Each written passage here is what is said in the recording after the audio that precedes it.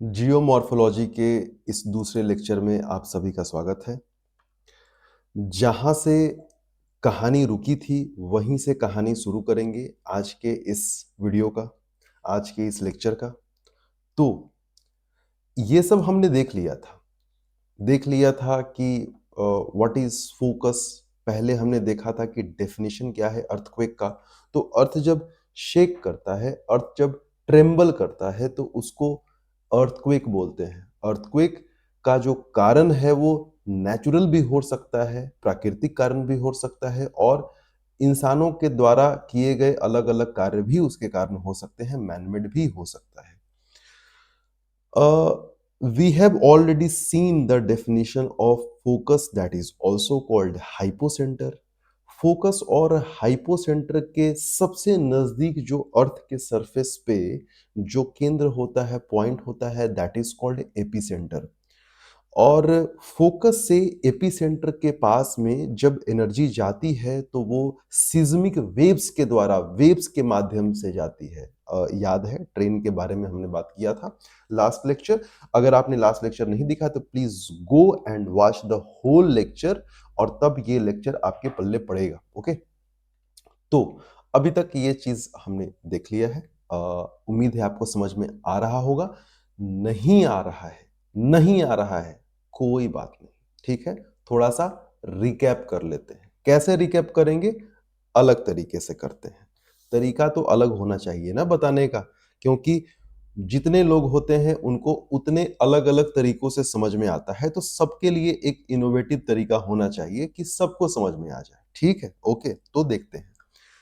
बात इतनी सी थी कि जो अर्थ का आउटर क्रस्ट है, ये हमने मान लिया कि अर्थ का क्रस्ट पार्ट है, और क्रस्ट का एक रॉक है ना। क्रस्ट एक रॉक नहीं, मतलब अपर क्रस्ट का जो रॉक है ये हम मान लिए। अब लोग बोलेगा कि कहां से इसको लेके आ गए आप। कोई बात नहीं, दिखा देते हैं। सपोज करिए कि ये अर्थ है।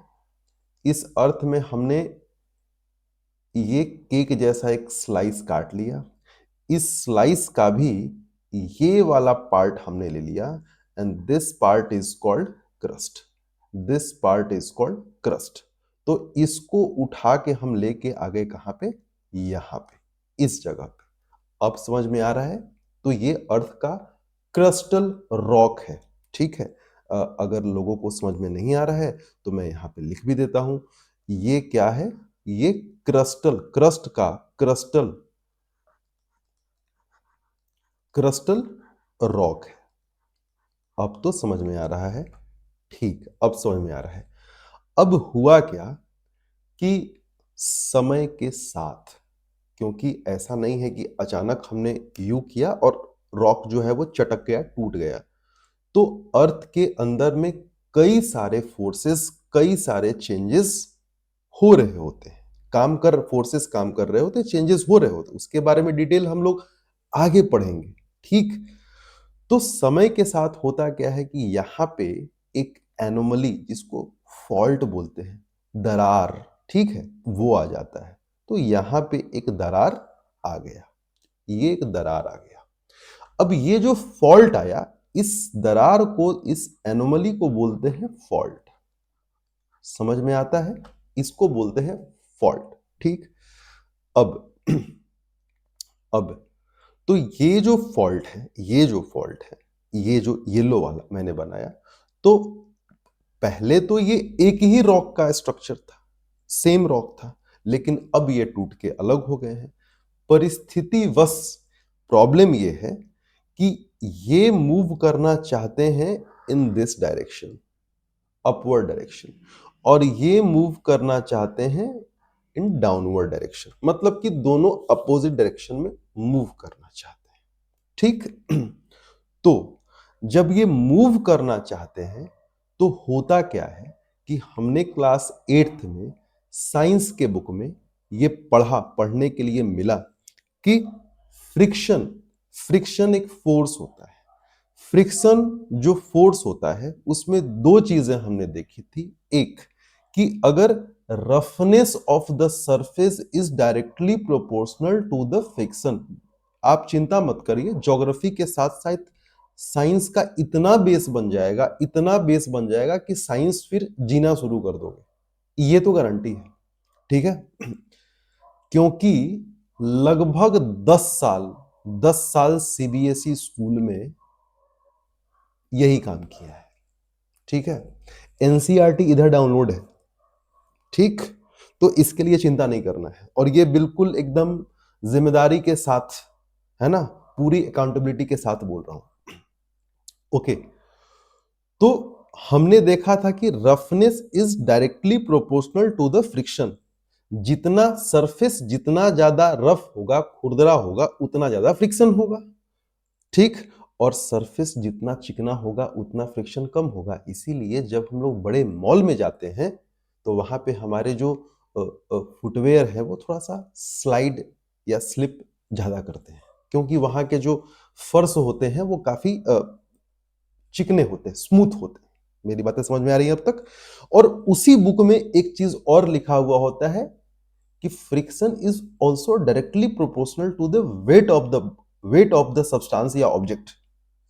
जिस भी सब्सटेंस या ऑब्जेक्ट का वेट ज्यादा होगा उसका फ्रिक्शन जो लगे हुए सरफेस है उस पे ज्यादा हो जाएगा, उससे उससे ज्यादा हो जाएगा। कैसे?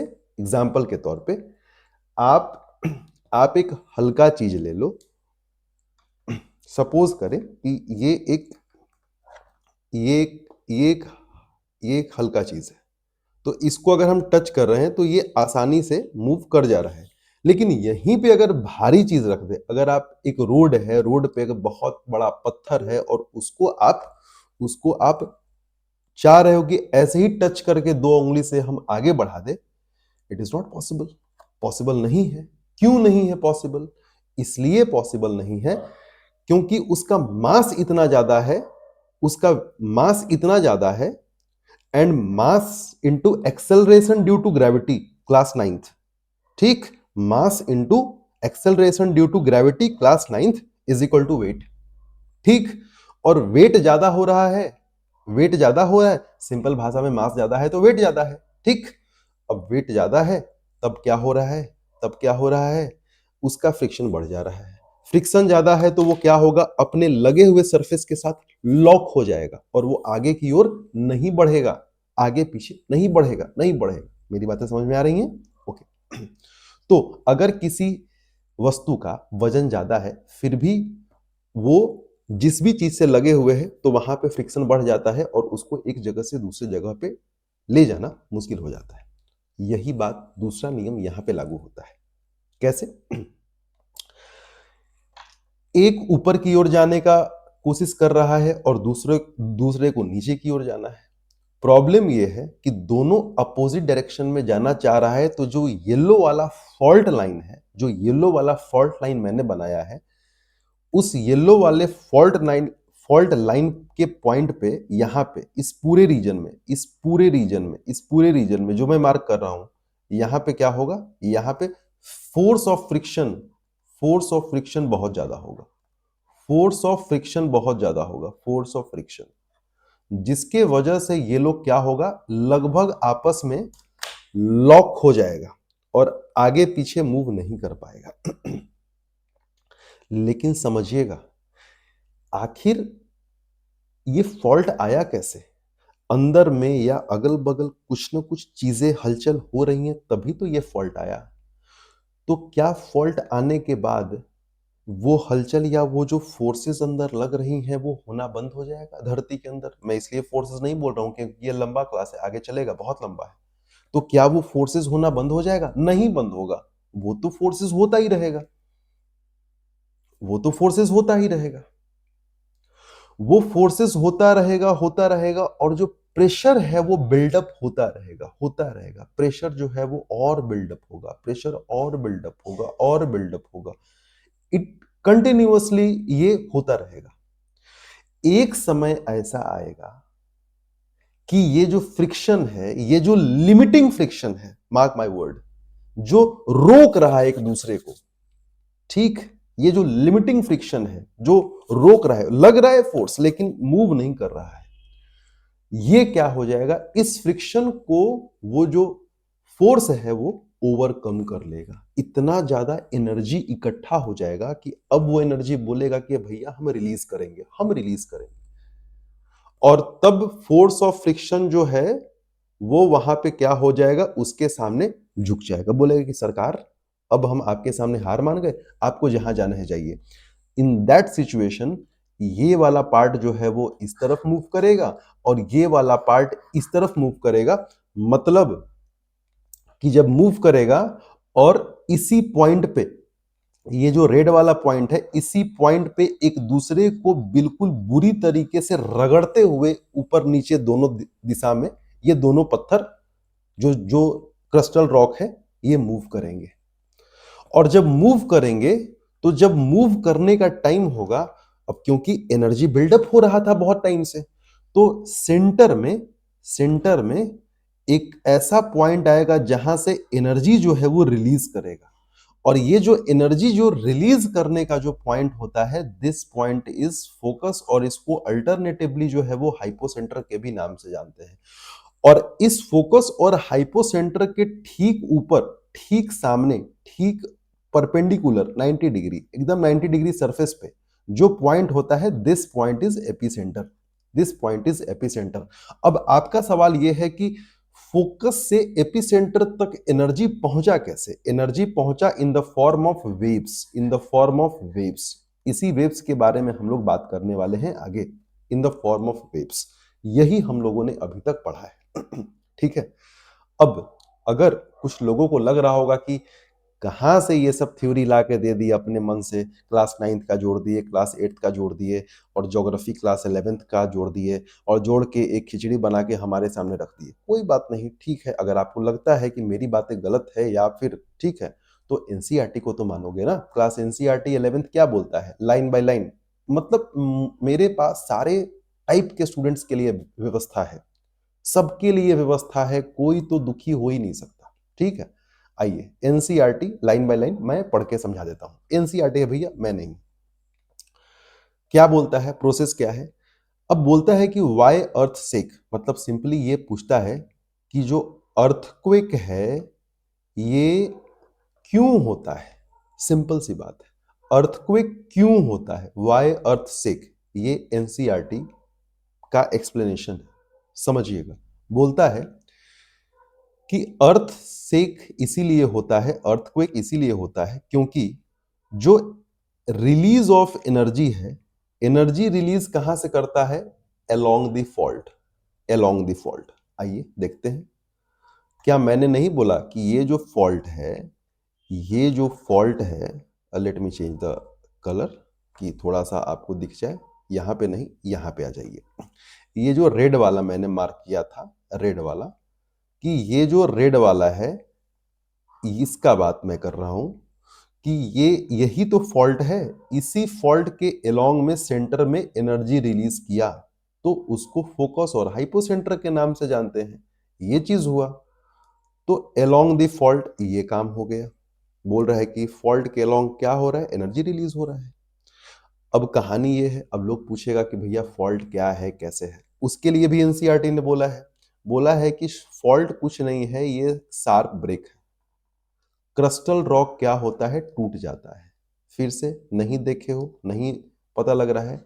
सपोज करिए कि एक क्रिस्टल रॉक है और इसमें एक क्या हो गया, दरार आ गया।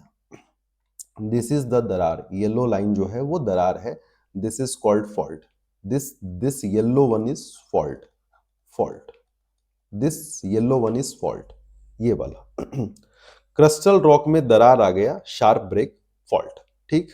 और इसी फॉल्ट के अलोंग, इसी फॉल्ट के अलोंग क्या होगा, एनर्जी रिलीज करेगा। देखो यहां पे तो पॉइंट 1, पॉइंट 2 क्लियर अभी तक। तीसरा point, rock along the fault, rock along the fault, इस फॉल्ट के अलोंग, तो इस फॉल्ट के अलोंग इधर भी है और उधर भी है, दोनों तरफ है। वो क्या होगा, वो अपोजिट डायरेक्शन में मूव करने का प्रयास करेगा। यही तो बोल रहा है। थर्ड पॉइंट भी कंप्लीट हो गया। एनसीईआरटी बोल रहा है, मैं नहीं बोल रहा। थर्ड, फिर से फोर्थ पॉइंट, क्योंकि इस पत्थरों के ऊपर भी जो पत्थर हैं, ये जो यहाँ पे जो भारी भरकम वजन है यार, ये सब भारी भरकम वजन है ऊपर में।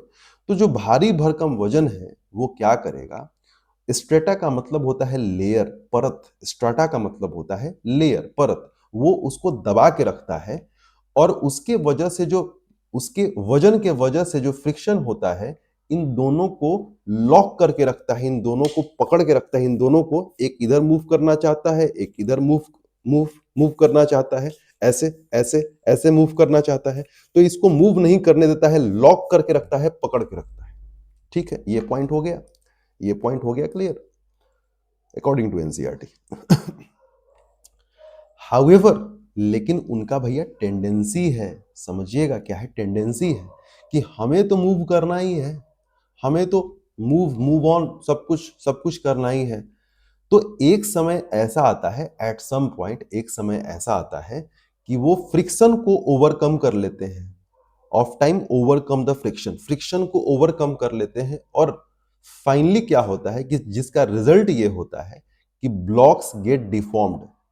अब ब्लॉक्स का शेप ये था, बाद में ब्लॉक्स का शेप ये हो जाएगा, ये ब्लॉक्स ऐसा है और फिर यहां पे ब्लॉक्स ऐसा है। ये block, just sec,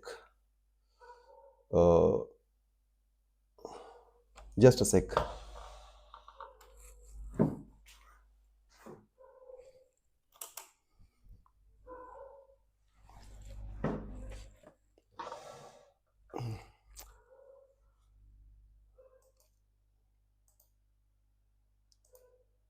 everything is good. थोड़ा सा लैपटॉप का चार्जर मैं ऑन करना, स्विच ऑन करना भूल गया था। Now everything is good. तो रॉक्स जो है वो क्या होगा, डिफॉर्म हो जाएगा। ठीक है, डिफॉर्म हो जाएगा। ये रॉक अब ऐसा हो जाएगा, क्योंकि एक ऊपर चला गया, ये ऊपर वाला, और ये नीचे वाला यूं आ गया, डिफॉर्म हो गया। मतलब डिफॉर्म का मतलब होता है इसका फॉर्म जो है वो चेंज हो गया। ठीक है, डिफॉर्म्ड। ठीक, ओके।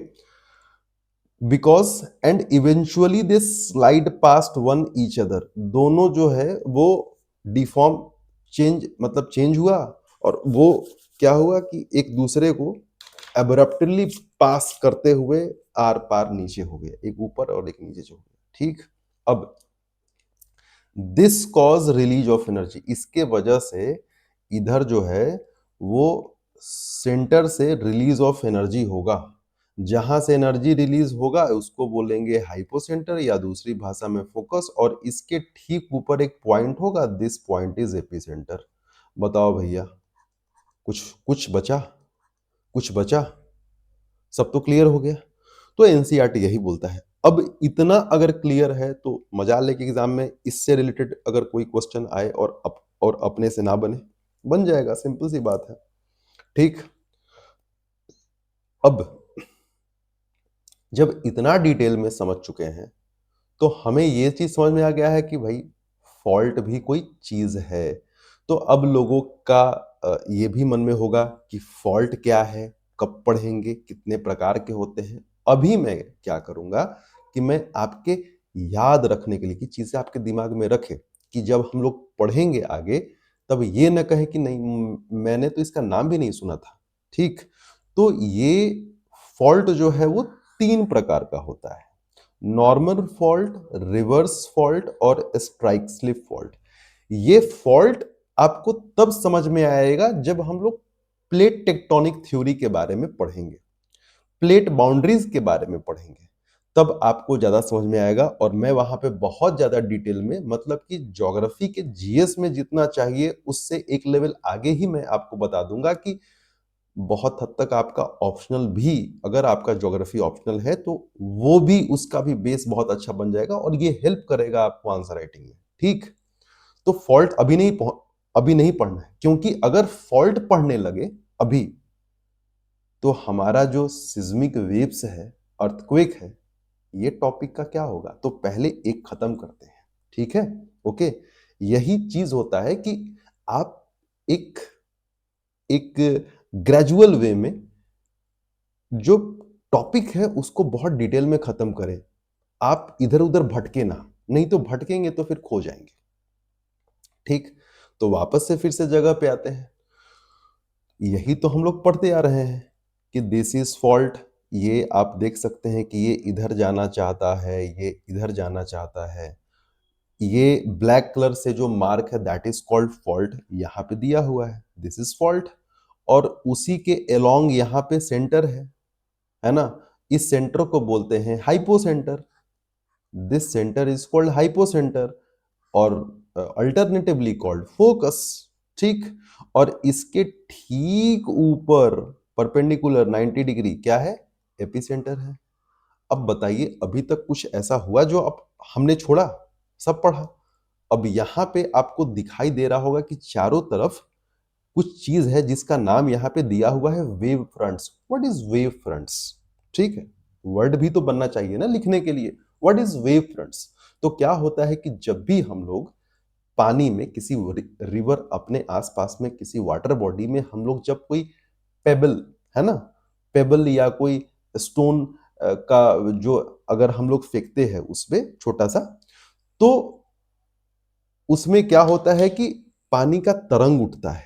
ये पहले पहले बड़ा होगा, है ना, जहां पे पत्थर गिरता है वहां पे यूं ऐसे होगा, फिर ऐसे होगा, फिर ऐसे होगा, फिर ऐसे होगा, ये ऐसे करके that is called wave front.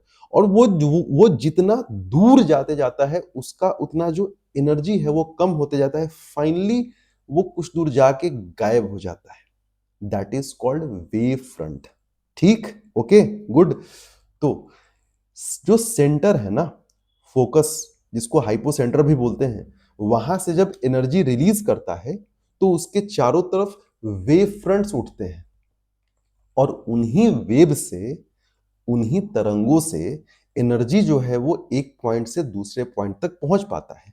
अब धरती के बाकी अंदर में तो कोई रहता नहीं है, तो हमको पता नहीं चलता कि वहां पे क्या हुआ, दुख दर्द किसका क्या है तो हमें पता नहीं चलता।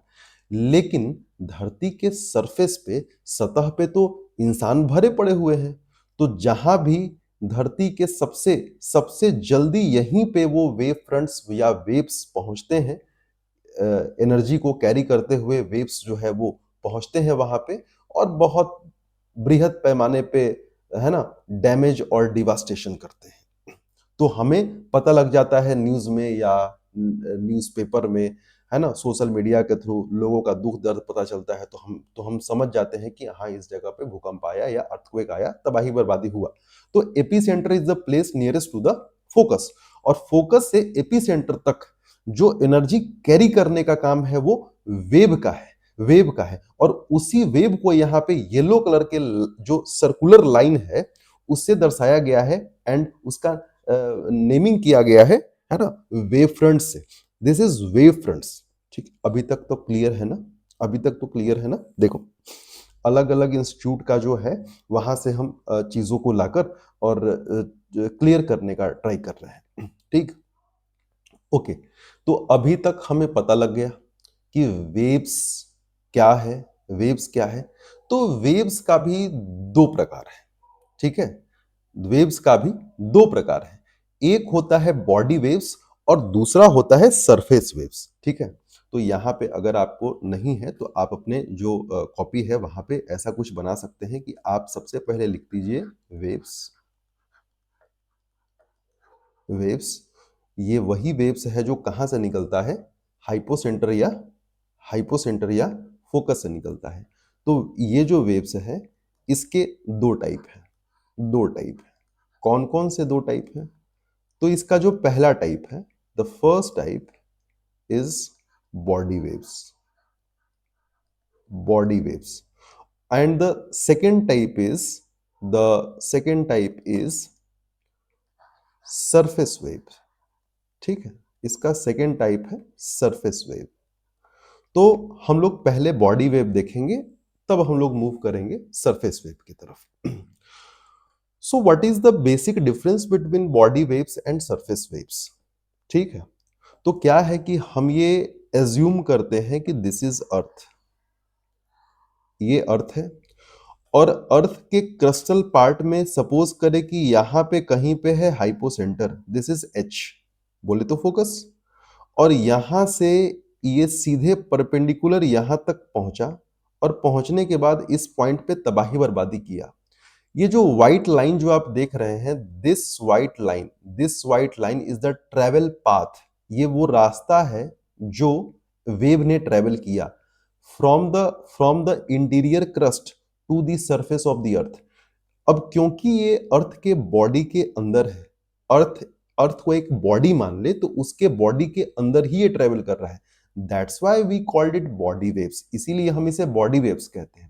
और एक बार जब बॉडी वेव्स सतह तक पहुंच जाता है और वहां पर जो सतह पे जो अलग अलग वेव्स ट्रेवल करता है और डिवास्टेशन और डैमेज करता है, दिस सतह पर सरफेस पर वाले जो वेव्स हैं, this waves are called surface waves. Simple, no need to confuse. ठीक, अभी तक क्लियर है?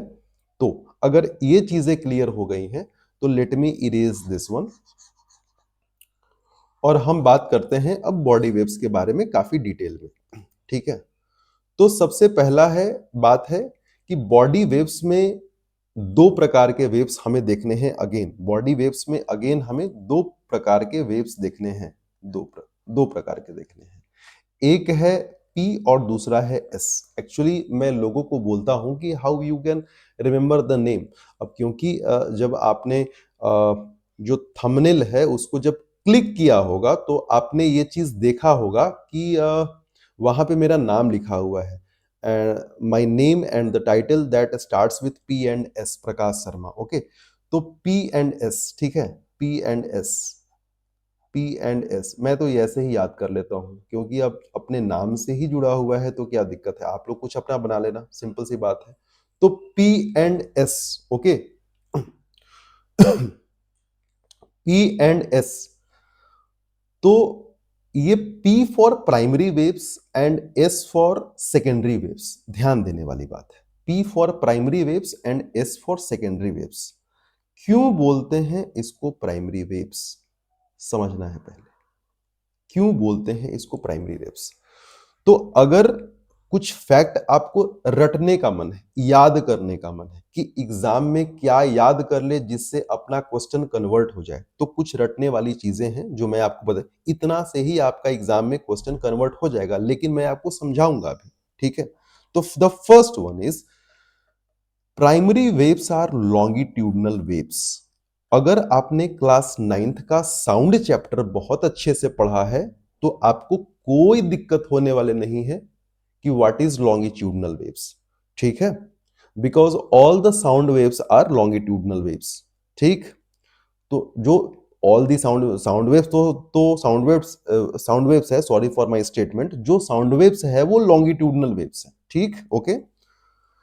तो primary waves are longitudinal waves, इसको मैं अभी समझाने वाला हूं, इसलिए मैं यहां पे हैश का मार्क डाल देता हूं। प्राइमरी वेव्स लॉन्गिट्यूडनल वेव्स होता है, याद होना चाहिए। लॉन्ग इससे ही रिलेटेड है। लॉन्गिट्यूडनल वेव्स में क्या होता है, कॉम्प्रेशन और एक्सपेंशन होता है। कहीं कहीं एक्सपेंशन को रेयर फैक्शन भी लिखा हुआ मिलता है एनसीईआरटी या फिर दूसरे जो पब्लिशर्स के बुक हैं, क्लास 9th में जब आप पढ़ेंगे तो वहां पे मिल जाएगा। Compression and rarefaction longitudinal waves, talking about sound waves, वहां पे जाके देखिएगा आपको मिल जाएगा। तो जो लॉन्गिट्यूडनल वेव्स होता है वहां पे कंप्रेशन और एक्सपेंशन होता है। Expansion is also called rarefaction somewhere. इसी से जुड़ा हुआ पॉइंट है, इसी से जुड़ा हुआ पॉइंट है कि जो पार्टिकल्स होते हैं, पार्टिकल्स का जो वाइब्रेशन होता है वो सेम डायरेक्शन में होता है एज ऑफ वेव्स, वेव्स के सेम डायरेक्शन में होता है। एग्जाम्पल के तौर पे अच्छा ठीक है, पहले इसको लेट इट फिनिश फर्स्ट, उसके बाद जो है वो देखते हैं इसको। मैं आपको डिटेल में आपको समझाऊंगा कि what is longitudinal waves and other thing similar to sound waves. ये तो मैंने बता ही दिया है। लॉन्गिट्यूडनल वेव्स का एग्जांपल है साउंड वेव्स। सबसे पहले फोकस से एपिसेंटर तक पहुंचने वाला सबसे पहला अगर कोई वेव होता है तो ये वही होता है। That's why its name is primary wave. First to reach the epicentre, ये सब तो भैया याद होना ही होना चाहिए। सबसे पहले एपिसेंटर तक ये पहुंचता है। ठीक, और ये हर एक प्रकार के मटेरियल मीडियम से ट्रेवल करता है। अब ये जो क्लास 9th में आप पढ़े होंगे वहां पे साउंड के मामले में अलग चीज है और यहां पे कुछ अलग चीज है। हालांकि उसको डिटेल में अगर मेरे पास अगर 1 घंटा टाइम रहे तो मैं दोनों को प्रूव कर दूंगा कि ठीक है, लेकिन अगर रफली हाफ हाफ पढ़ेंगे तो वहां पे कुछ और है, यहाँ पे कुछ और है। थोड़ा सा अगर सुपरफिशियल वे में अगर पढ़ेंगे तो आपको थोड़ा सा दिक्कत होगा, but let me go into that detail. Okay, travel through all that material medium. ठीक, ट्रेवल थ्रू, ये प्राइमरी वेव्स जो है वो सारे मटेरियल मीडियम के थ्रू ट्रेवल करता है। इसका वेलोसिटी क्या होता है? इसका वेलोसिटी होता है 5 to 8 किलोमीटर पर सेकेंड। 5 to 8 किलोमीटर पर सेकेंड इसका वेलोसिटी होता है, सबसे तेज। किलोमीटर पर सेकेंड, आवर का बात नहीं हो रहा है, किलोमीटर पर सेकेंड। 5 से 8 किलोमीटर पर सेकेंड होता है प्राइमरी वेव, सबसे तेज होता है। फोकस से एपिसेंटर तक पहुंचने वाला सबसे पहला होता है, इसलिए इसका नाम प्राइमरी वेव्स होता है। ये लॉन्गिट्यूडनल वेव्स होता है, ध्वनि की तरंगों की तरह ये मूव करता है। और ध्वनि ध्वनि की जो तरंग होते हैं उसका एक खासियत होता है कि जो उसके पार्टिकल होते हैं उनका वाइब्रेशन उसी दिशा में होता है जिस दिशा में ध्वनि के तरंग मूव कर रहे होते हैं। ठीक, अब अब इसी में दूसरा है सेकेंडरी वेव्स। सेकेंडरी वेव्स का प्रॉपर्टी क्या है? It is example of transverse wave. I am going to explain this. What is transverse wave? ठीक, ट्रांसवर्स वेव, ट्रांसवर्स वेव का ही एक्सप्लेनेशन है क्रेस्ट एंड ट्रॉ, क्योंकि वहां पे लॉन्गिट्यूडनल वेव्स में हमने देखा था कि compression compression and rarefaction that is called expansion था, यहां पे क्रेस्ट एंड ट्रॉ है। वाइब्रेशन ऑफ पार्टिकल, वहां पे vibration of particle was in the same direction as of the direction of waves, और यहां पे डायरेक्शन ऑफ वेव्स के परपेंडिकुलर है। ठीक है, परपेंडिकुलर है, सब कुछ समझेंगे, टेंशन नहीं लेना है। उसका एग्जाम्पल हमने देखा था साउंड वेव्स, ट्रांसवर्स वेव का एग्जाम्पल हमने देखा था साउंड वेव्स। यहां पे ट्रांसवर्स वेव का, लॉन्गिट्यूडनल वेव्स का एग्जाम्पल था साउंड वेव्स, और ट्रांसवर्स वेव्स का एग्जाम्पल है light waves. Water ripples are also example of transverse wave. ठीक है, क्लास 9th के बुक में दिया हुआ है, क्लियरली एकदम दिया हुआ है। Second to reach the epicentre, इसीलिए इसका नाम है सेकेंडरी वेव। ये एपिसेंटर तक, मतलब फोकस से एपिसेंटर तक का जब दौड़ लगता है तो प्राइमरी वेव सबसे पहुंचता है, इसलिए उसका नाम प्राइमरी वेव्स है, सबसे पहले पहुंचा। और सेकेंडरी वेव्स सेकेंड नंबर में पहुंचता है, पीछे पहुंचता है, क्योंकि उसका जो स्पीड है, वेलोसिटी है, हमने देखा था पहले केस में 5 to 8 था, यहां पे 3 to 5 है। सी, 5 to 8, 3 to 5 किलोमीटर पर सेकेंड। तो ये सेकेंडरी वेव है, प्राइमरी वेव्स के बाद पहुंचता है सरफेस पे। ठीक, लेकिन अभी कहानी पूरा तो नहीं हुआ। कहानी इसलिए पूरा नहीं हुआ कि, लेट मी क्लियर दिस। अब बात है कि लॉन्गिट्यूडनल वेव्स,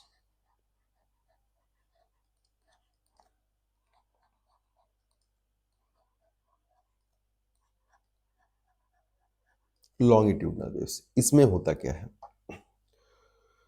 कि सपोज करें कि ये पार्टिकल है, ये एक पार्टिकल है, दिखाई दे रहा है, ये एक पार्टिकल है।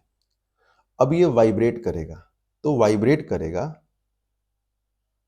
तो जैसे एक छड़ होता है सरिया, तो कभी कभी छत पे या कहीं पे ऐसे करके निकला हुआ होता है, उसको जब खींच के छोड़ते हैं ना तो वो भन करता है, ऐसे ऐसे ऐसे ऐसे करता है। तो अपने मीन पॉइंट पे वो क्या करता है, एक तरफ इधर और एक तरफ इधर वो मूव करता है। तो वैसे ही अगर किसी पार्टिकल को हम लोग एनर्जी देते हैं तो वो अपने मीन पोजीशन पे एक बार इधर और एक बार इधर वो मूव करेगा, and this boundary is called amplitude. This boundary is called amplitude. Class 9th chapter sound. ठीक, तो ये पार्टिकल जो है वो अपने मीन पोजीशन पे this and this way move करेगा। ठीक है, मूव करेगा अपने अपने मीन पोजीशन से। वो क्या करेगा मैं आपको दिखा देता हूं। एक बार इधर जाएगा और फिर यहां से ये, फिर यहां से एक बार इधर जाएगा। ठीक, और फिर क्या होगा, लास्टली ये यहां से इस पॉइंट पे आएगा, इस पॉइंट पे आएगा। अब यहां पे इसका एक पूरा चीज पूरा हो गया, एक वेव पूरा हो गया, एक वाइब्रेशन पूरा हो गया, एक वाइब्रेशन पूरा हो गया। क्योंकि मेरा एक समझाने का तरीका था, let me dive deep. Class 9th में जब भी मैं लोगों को समझाया करता था तो मैं यूं ऐसे बोलता था कि अगर बाबू ये पेंडुलम है और अगर ये पॉइंट ए है और ये पॉइंट बी है, तो जहां से शुरू करेगा तो ये एक स्माइली बनाएगा। मतलब कि अगर ये पॉइंट ओ है, सपोज करो कि इसको पॉइंट ओ ले लेते हैं, तो अगर पॉइंट ओ से ये शुरू करता है तो ये हो गया, ये हो गया और फिर ये हो गया। क्या एक एक स्माइली जैसा लग रहा है? ओ से शुरू होके ओ पे खत्म कर रहा है। ठीक है, ओके। तो ये एक स्माइली बनाया, तो ये एक कंप्लीट, ये पेंडुलम के वाले केस में हम ऑसिलेशन बोलते हैं, इसको ऑसिलेशन बोलते हैं। अगर हम लोग ए से स्टार्ट करते हैं तो अगेन एक स्माइली बनाएगा। ठीक। और अगर हम लोग स्टार्ट करते हैं, बी से भी स्टार्ट करते हैं, तो अगेन एक स्माइली बनाएगा। This is complete oscillation. तो इसीलिए यही सेम चीज पार्टिकल में भी होता है। जहां से पार्टिकल का मतलब मूवमेंट स्टार्ट होता है, वहीं पे वो आके खत्म होगा, तो उसको बोलते हैं कंप्लीट, वन कंप्लीट वाइब्रेशन। और one complete vibration is nothing but one complete wave. वही बनता है एक कंप्लीट वेव। ठीक है, ओके। तो अब ये पार्टिकल वेव का डायरेक्शन क्या है, ये this is the direction of wave. और पार्टिकल का मूवमेंट क्या है, along the direction of wave. तो this is called longitudinal waves.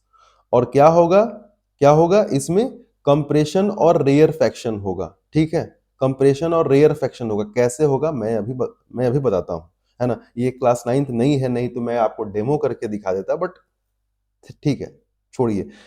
UPSC के स्टूडेंट हैं, स्टेट पीसीएस के, तो ये उम्मीद करते हैं कि इतना तक तो करके बैठे हुए हैं, क्लास 9th पढ़ के ही बैठे हुए, नहीं तो आपको पहले क्लास 9th थी तो देखना पड़ेगा ना। लेकिन टेंशन मत लो, मैं अभी उसको भी कर देता हूँ। लैटिट्यूडनल नहीं, यहां पे है ट्रांसवर्स वेव। जब बात करते हैं ट्रांसवर्स वेव का, तब इस केस में जो पार्टिकल होता है उसका मूवमेंट होता है दिस दिस वे, और वेव का डायरेक्शन क्या है, दिस वे। तो particle is moving perpendicular to the direction of wave. So this is called transverse wave. This is called transverse wave. ठीक है, इतना तक तो अगर कुछ याद आ रहा है तो ठीक है। ठीक, ये हुआ बात। अब अब एक चीज और, क्लास 9th का ही एक मैं वेव वाला डायग्राम बना के आप सबको दिखा रहा हूं, जिससे शायद आपको समझ में आ जाए।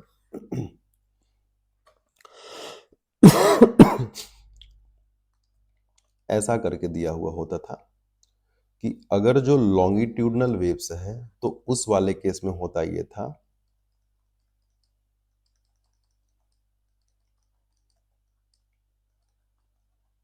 ये पार्ट हो गया। अब यहां पे नेक्स्ट पॉइंट में क्या हुआ, फिर नेक्स्ट में क्या हो गया,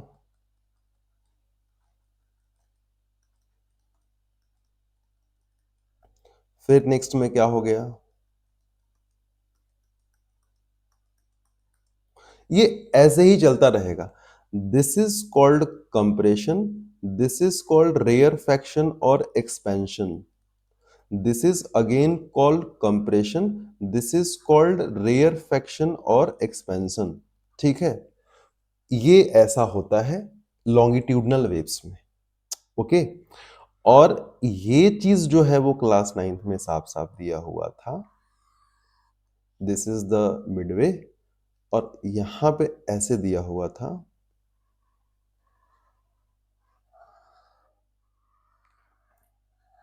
थोड़ा सा टेढ़ा बन रहा है, उसके लिए सॉरी फॉर दैट। अब यहां पे हम लोग पढ़ते थे कि this is called the crest, see, and this is called the trough, है ना, crest and trough. This is again the crest and this is again the trough. याद कुछ आ रहा है? Again this is the crest.